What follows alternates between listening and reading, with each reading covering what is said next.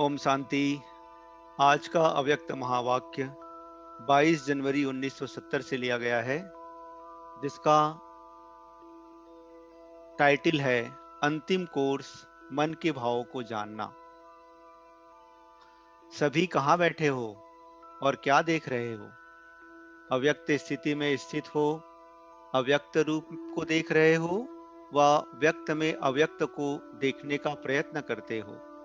इस दुनिया में आवाज है, अव्यक्त दुनिया में आवाज नहीं है। इसलिए बाप सभी बच्चों को आवाज से परे ले जाने की ड्रिल सिखला रहे हैं। एक सेकंड में आवाज में आना, एक सेकंड में आवाज से परे हो जाना, ऐसा अभ्यास इस वर्तमान समय में बहुत आवश्यक है। वह समय भी आएगा, जैसे जैसे अव्यक्त स्थिति में स्थित होते जाएंगे, वैसे वैसे नयनों के इशारे से किसके मन के भाव जान जाएंगे। कोई से बोलने व सुनने की आवश्यकता नहीं होगी।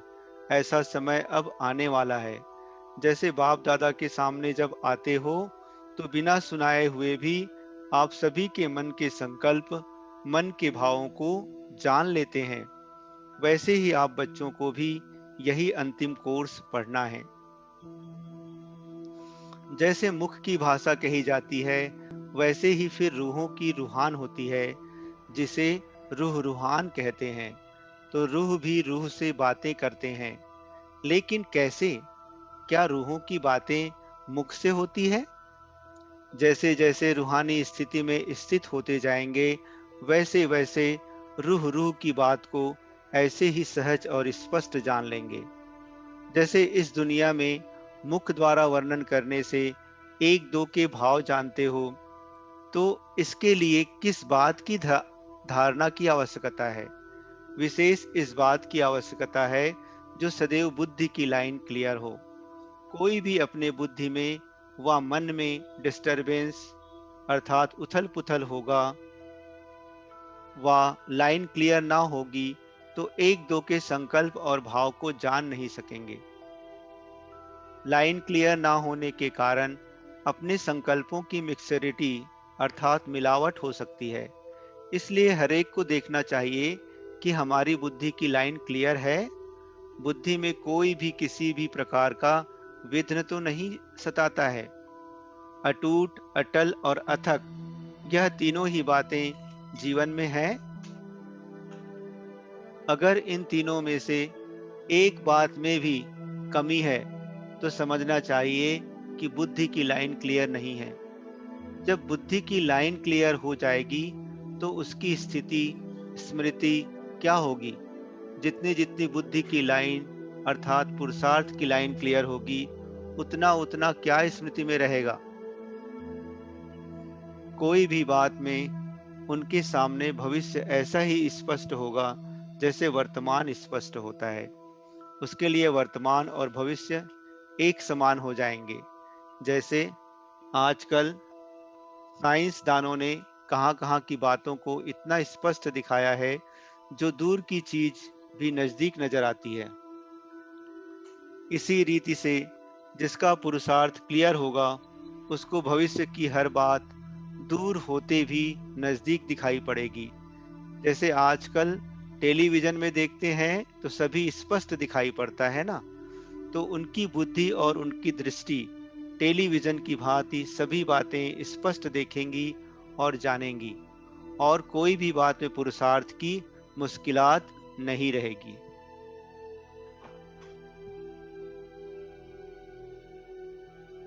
तो वह अनुभव, वह अंतिम स्थिति की परख अपने आप में देखो कि कहाँ तक अंतिम स्थिति के नजदीक हैं। जैसे सूर्य अपने जब पूरे प्रकाश में आता है, तो हर चीज स्पष्ट देखने में आती है। जो अंधकार है, धुंध है, वह सभी खत्म हो जाता है। इसी रीति जब सर्वशक्तिवान ज्ञान सूर्य के साथ अटूट संबंध है, तो अपने आप में भी ऐसे ही हर बात स्पष्ट देखने में आएगी। और जो चलते चलते पुरुषार्थ में माया का अंधकार व धुंध आ जाता है, जो सत्य बात को छिपाने वाले हैं, वह हट जाएंगे। इसके लिए सदैव दो बातें याद रखना। आज के इस अलौकिक मेले में जो सभी बच्चे आए हैं, वह जैसे लौकिक बाप अपने बच्चों को मेले में ले जाते हैं, तो जो स्नेही बच्चे होते हैं उनको कोई ना कोई चीज लेकर देते हैं। तो बाप दादा भी आज के इस अनोखे मेले में आप सभी बच्चों को कौन सी अनोखी चीज देंगे? आज के इस मधुर मिलन के मेले को यादगार बाप दादा क्या दे रहे हैं कि सदैव शुभ चिंतक और शुभ चिंतन में रहना। शुभ चिंतन और शुभ चिंतक, यह दो बातें सदैव याद रखना। शुभ चिंतन से अपनी स्थिति बना सकेंगे और शुभ चिंतक बनने से अनेक आत्माओं की सेवा करेंगे। तो आज यह वतन से आए हुए सभी बच्चों के प्रति अविनाशी सौगात है। बाप दादा का स्नेह अधिक है व बच्चों का अधिक है। कोई कोई बच्चे सोचते होंगे कि हम सभी का स्नेह बाप दादा से ज्यादा है। कोई कोई है भी, लेकिन मेजोरिटी नहीं।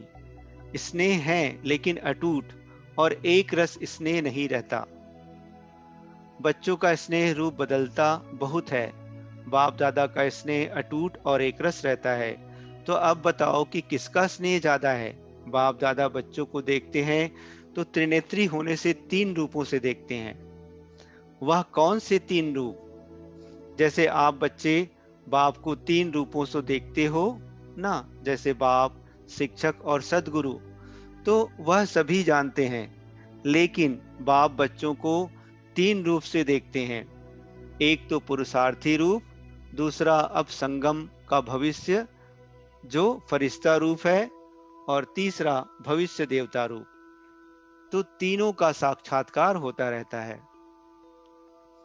तीनों ही रूप एक एक ऐसे ही स्पष्ट देखने में आते हैं जैसे वर्तमान यह देह का रूप इन आंखों से स्पष्ट देखने में आता है।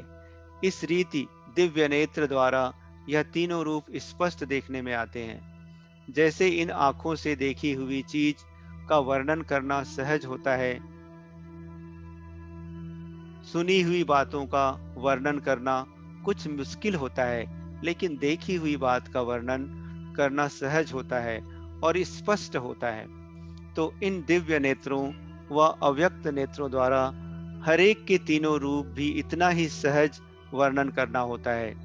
वैसे ही आप सभी को भी एक दो के यह तीनों रूप देखने में आएंगे। अभी यथा योग्य यथा शक्ति है, लेकिन कुछ समय बाद यह यथाशक्ति शब्द भी खत्म हो जाएगा और हरेक अपने अपने नंबर प्रमाण संपूर्णता को प्राप्त हो जाएंगे। तो बाप दादा आप सभी के संपूर्ण मुखड़े देखते हैं। संपूर्णता नंबरवार होगी। माला के 108 मन के जो हैं, तो नंबरवार मन का और 108वां मन का दोनों को संपूर्ण कहेंगे कि नहीं? विजयी रत्न कहेंगे। विजयी रत्न अर्थात अपने नंबर प्रमाण संपूर्णता को प्राप्त हो, उनके लिए सारे ड्रामा के अंदर वही संपूर्णता की फर्स्ट स्टेज है। जैसे सतयुग में विश्व महाराजन तो 8वां भी कहलाएगा, लेकिन फर्स्ट विश्व महाराजन की सृष्टि के संपूर्ण सुख और 8वें के संपूर्णता के संपूर्ण सुख में अंतर होगा ना। वैसे ही यहाँ भी हरेक अपने अपने नंबर प्रमाण संपूर्णता को प्राप्त हो रहे हैं। इसलिए बाप दादा संपूर्ण स्टेज को देखते रहते और वर्तमान समय के पुरुषार्थ को देखते रहते हैं। क्या है और क्या बनने वाले हैं? आपने पूछा ना कि वतन में बैठ क्या करते हो, यही देखते रहते हैं और अव्यक्ति सहयोग देने की सर्विस करते रहते हैं। सभी समझते हैं कि बाप दादा वतन में पता नहीं बैठ क्या करते होंगे, लेकिन सर्विस की स्पीड साकार वतन से वहां तेज है, क्योंकि यहाँ तो साकार तन का भी हिसाब साथ था। अब तो इस बंधन से भी मुक्त हैं, अपने प्रति नहीं हैं, सर्व आत्माओं के प्रति हैं। जैसे इस शरीर को छोड़ना और शरीर को लेना यह अनुभव सभी को है, वैसे ही जब चाहो तब शरीर का भान बिल्कुल छोड़कर अशरीरी बन जाना और जब चाहो तब शरीर का आधार लेकर कर्म करना, यह अनुभव है इस अनुभव को अब बढ़ाना है। बिल्कुल ऐसे ही अनुभव होगा जैसे कि स्थूल चोला अलग है और चोले को धारण करने वाली आत्मा अलग है। यह अनुभव अब ज्यादा होना चाहिए। सदैव यही याद रखो कि अब गए कि गए, सिर्फ सर्विस के निमित्त शरीर का आधार लिया हुआ है। लेकिन जैसे ही सर्विस समाप्त हो, वैसे ही अपने को एकदम हल्का कर सकते हैं। जैसे आप लोग कहाँ भी ड्यूटी पर जाते हो और फिर वापस घर आते हो, तो अपने को हल्का समझते हो ना। ड्यूटी की ड्रेस बदलकर घर की ड्रेस पहन लेते हो। वैसे ही सर्विस प्रति यह शरीर रूपी वस्त्र का आधार लिया, फिर सर्विस समाप्त हुई और इन वस्त्रों के बोझ से हल्के और न्यारे हो जाने का प्रयत्न करो। एक सेकेंड में चोले से अलग कौन हो सकेंगे? अगर टाइटनेस होगी तो अलग हो नहीं सकेंगे। कोई भी चीज अगर चिपकी हुई होती है तो उनको खोलना मुश्किल होता है। हल्के होने से सहज ही अलग हो जाता है। वैसे ही अगर अपने संस्कारों में कोई भी इजीपन अर्थात सरलता नहीं होगा, तो फिर अशरीरीपन का अनुभव कर नहीं सकेंगे। सुनाया था ना कि क्या बनना है? इजी और अलर्ट अर्थात सरल और चुस्त। ऐसे रहने वाले ही इस अभ्यास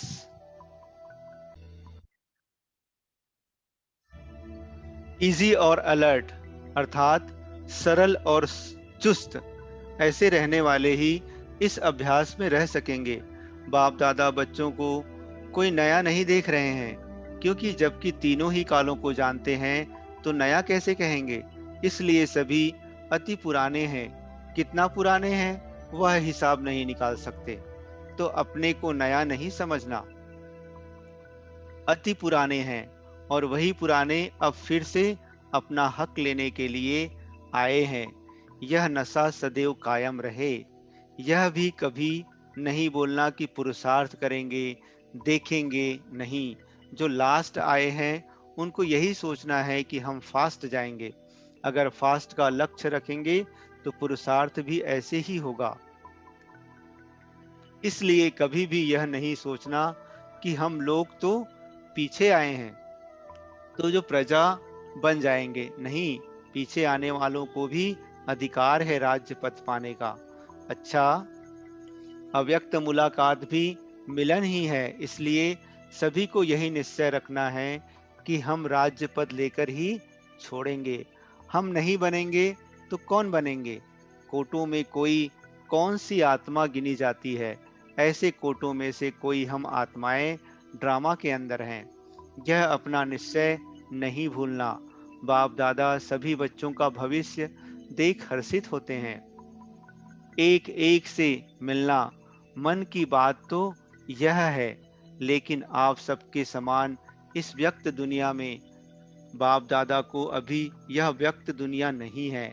तो आपकी दुनिया के प्रमाण समय को भी देखना पड़ता है। वतन में समय नहीं होता, घड़ी नहीं होती। लेकिन इस व्यक्त दुनिया में यह सभी बातें देखनी पड़ती है।